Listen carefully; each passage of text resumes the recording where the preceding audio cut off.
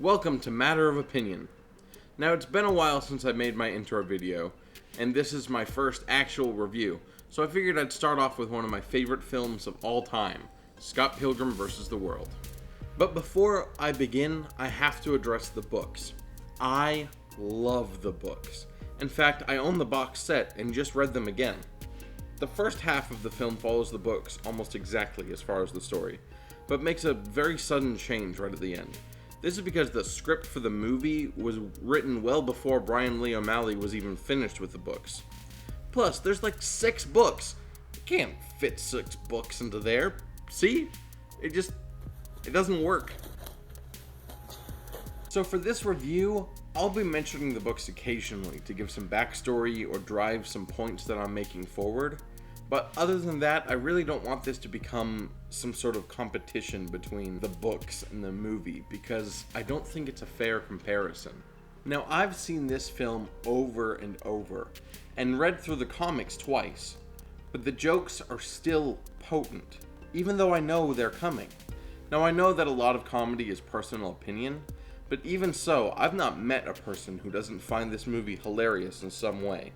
Edgar Wright, in my opinion, is the best comedy director we've got out there. And the humor that comes from Brian Lee O'Malley is perfect for him. They really did pick the perfect director.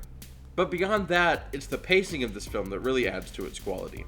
The fluidity of the scenes makes this movie move forward, whether Scott is kicking the shit out of some guy or ordering something on Amazon. The writing and directing lends to a movie that moves so quickly, you don't have time to check your watch. But ultimately, the film's best attribute is its message, which coincides perfectly with the message of the comics. Now, the rest of this review is going to be talking about the message and the story, so if you haven't seen the movie yet, stop here, because it's going to be filled with spoilers. If you haven't read the books yet, I'm not really going to spoil the books all that much, so you're fine. So, let's get right into it. In the beginning, Scott Pilgrim is dating a high schooler. He really is using knives for a relationship that he considers harmless. That is, until he meets Ramona Flowers, the literal girl of his dreams, which they kinda sorta explain later, but not really. Just read the books. Scott knows he should break up with knives because he's found the girl he wants to be with, but he just can't do it. This is a major part of Scott's problem. He has no sense of responsibility. He just figures things will work themselves out, but they don't. He waits too long and poor Knives falls for him. Then Scott takes his time to finally break up with Knives, and when he does, it's right after she actually tells him that she loves him. What a dick. But then Scott and Ramona can finally actually be together. Here's something that took me a couple viewings to notice. You know how Scott freaks out when Ramona changes her hair? Well, that panic is kind of explained when he notes that Natalie changed her hair when becoming Envy. He's afraid of his girlfriend changing it all because of what happened last time. I thought that was pretty subtle and awesome. In fact, hair kind of plays a really big role in this movie. Scott Pilgrim is very conscious about his shaggy hair. Knives changes her hair after Scott breaks up with her. Ramona's always changing her hair. Hair becomes a metaphor for change in this movie. And it's that way in the comics as well. During the fight with Lucas Lee, it's notable that Ramona leaves and doesn't show up until Scott goes to the second cup after Envy calls. Ramona is ashamed of her past. She hurt Lucas Lee really badly. So, as she always does, she runs away from her problem, until she runs into Scott again and they both meet Envy. Unfortunately, we really don't get to see a lot of Envy. She just shows up at the second cup and then for the fight with Todd, and is gone for the rest of the film. In the comics, she's a much more important character, and you get to see more of her character arc, and it's pretty awesome. After fighting Todd, Scott ends up at the after party for the concert and fights Roxy. After that fight, he says the whole "is there anyone at the party that you haven't slept with" thing, and Ramona leaves him, justifiably.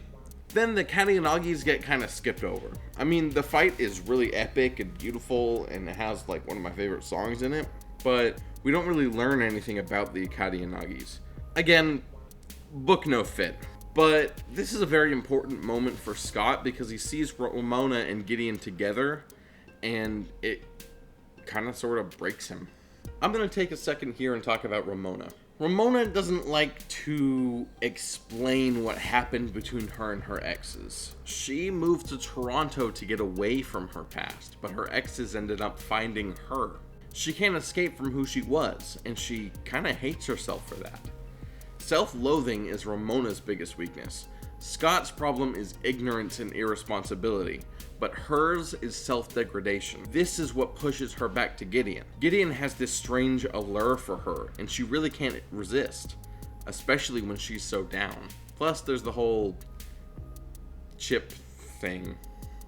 I think it's fair to put in here that I really prefer the comic book version of her obsession, and I think it's better handled. It's also a little bit more confusing, but after reading it a couple times, it actually makes sense.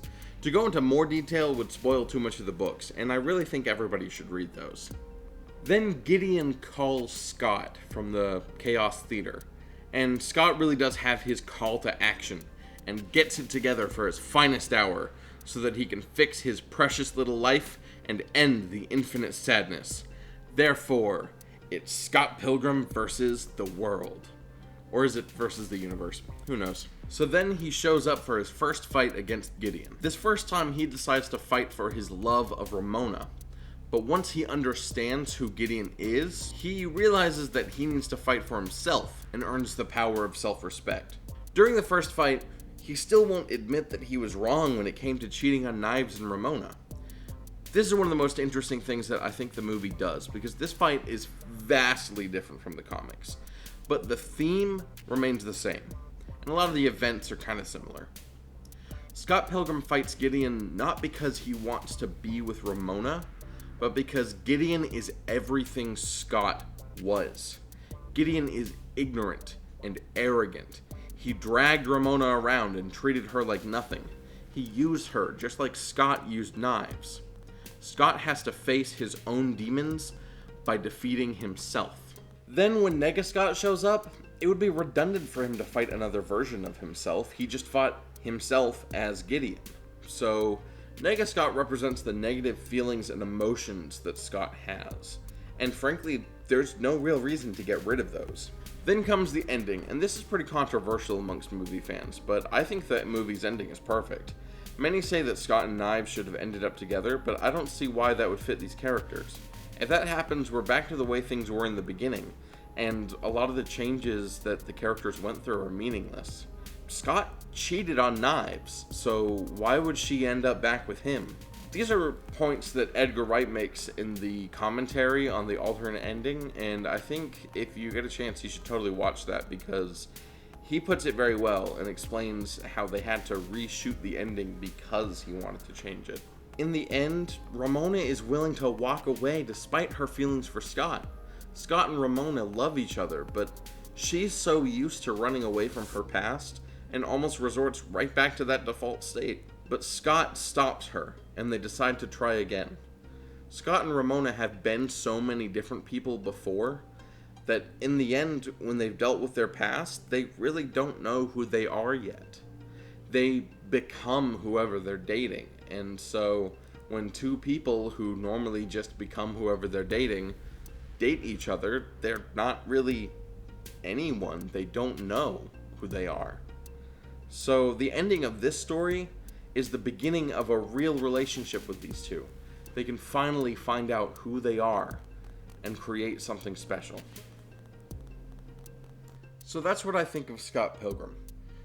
This story is one of my favorites ever. It's this perfect blend of relatability and absurdity that creates a memorable and meaningful epic. I know this is a story that will stick with me for the rest of my life. If you haven't, I absolutely recommend that you read these books. They're fantastic. Find a way to read them. So that was my first review on Matter of Opinion. And wow, did that take a while to edit. Thanks for sticking with me. I've really enjoyed editing, but it took forever. Next week, I'm going to do a short review on a movie I saw recently.